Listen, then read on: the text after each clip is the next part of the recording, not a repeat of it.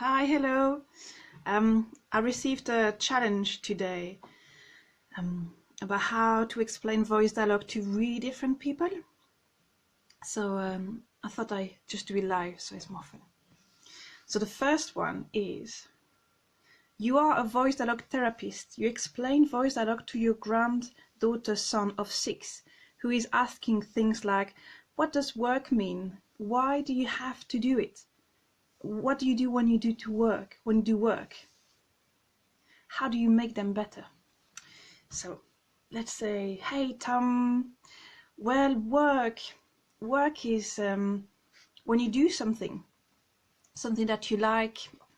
Ideally, some people, they don't do what they like, but some people, they really like what they are doing, and they are trying to make people better and helping others, like you help your little brother sometimes, isn't it?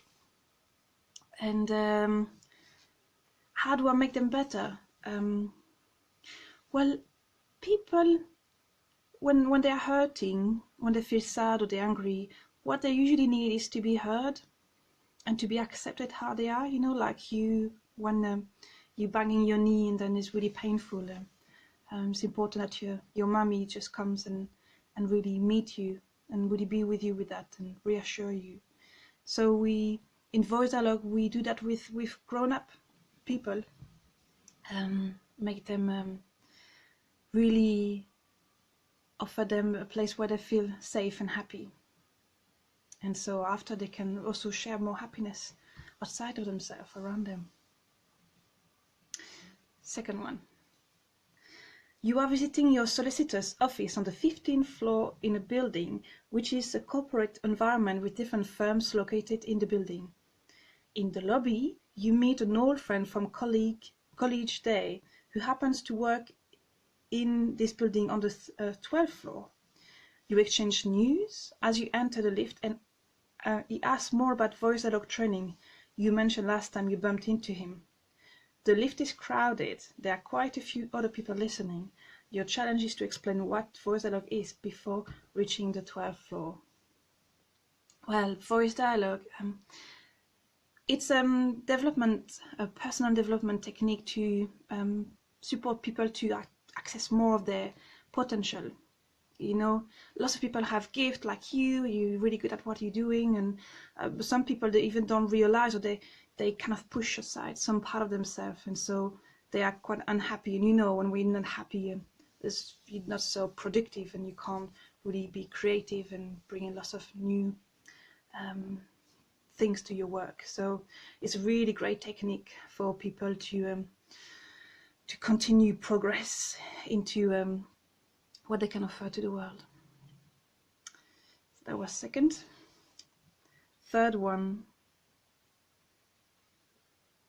You go to your GP and you mention that you are doing some training in voice dialogue. She asks you more and you explain a bit about it. She expresses some concern about the possible dangers of multiple personality disorder when using this method with clients' patients. You answer, yes, I really understand your concern about people with personality disorders, and this is why voice dialogue is a personal development tool. It's not a therapy. For some people use it as a therapy, but I don't, because I don't have a training as a psychotherapist. So we work in voice dialogue with people who have a sense of self that is strong enough so that they can kind of start slowly making more space between different aspects of themselves, so that they can access more of who they are. And it is a really gentle process. And like you, I'm sure that you are aware that there is a part of you that is doctor, and it's like listening to people and making sure to give the right treatment. And then I'm guessing there's another part of you who just likes to be by yourself and not look after people. And so already there is like two different parts. If in this example, if we give more space to the part of you that actually wants to be alone and to really hear her and what she longs for and what she can offer to you, then you can enrich your life with that wisdom. And so listening this way to some part of you really is like, it's like opening like a box of treasures, like just things that we even don't know that are in ourselves, but because we are so busy being a certain way, sometimes we can't really access it. So yeah, this is that one, and let's do a last one. At a family party, you meet your great aunt Maud. She is 91, rather deaf, and still bright as a button. Her face shines with pleasure as seeing you. She loves you to bits. She longs to know all about you are doing. Tell me more about that strange course you go to, she cries. Your mother is so worried about you. Ah, Granny, so lovely to see you. Well, I know Mummy's a bit worried, but really it's a really good thing. You know, I have been learning so much. You see how happy I am. I'm much more creative and much more happy than before, and I've got so many things that I love doing. I'm so much more open with this process, voice dialogue, and so now I want to offer it to people. Can you hear?